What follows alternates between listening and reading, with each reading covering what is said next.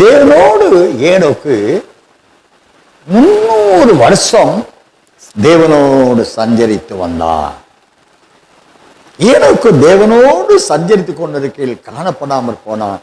தேவன் அவனை எடுத்துக்கொண்டார். காரணம் என்ன? நீ எபிரேயர் 11ஆம் அதிகாரம் 5வது வாசிங்க. விசுவாசத்தினாலே ஏனோக்கு மரணத்தை காணாதபடிக்கு எடுத்துக்கொள்ளப்பட்டான். தேவன் அவனை எடுத்துக்கொண்டபடியினாலே அவன் காணப்படாமற் போனான். அவன் தேவனுக்கு பிரியமானவன் என்று அவன் எடுத்துக்கொள்ளப்படுவதற்கு முன்னமே சாட்சி பெற்றான்.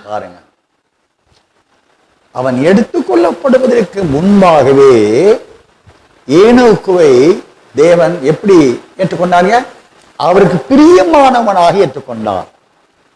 300 வருட காலங்கள் ஏனோக்கு தேவனுக்கு பிரியமானவனாய் தேவன் ஏற்றுக்கொண்டபடியினாலே அவன் தேவனால் எடுத்துக்கொள்ளப்பட்டான். தேவனால் அவருடைய மகாபுருஷ ஸ்தலத்திலே அமர சிலாக்கியத்தை பெற்றார். அதே நல்லதாங்க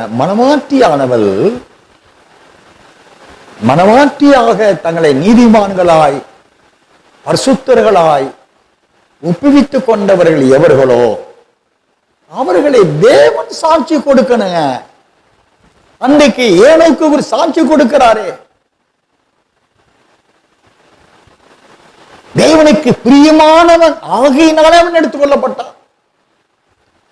அதே கான்செப்ட் தான் இந்த மனவாட்டியானவளை குறித்து தேவன் எவர்களை என் பிரியமே என் ரூபவதியே என்று அவர் அழைக்கிறாரோ அந்த சப்தத்தை யார் கேட்கிறார்களோ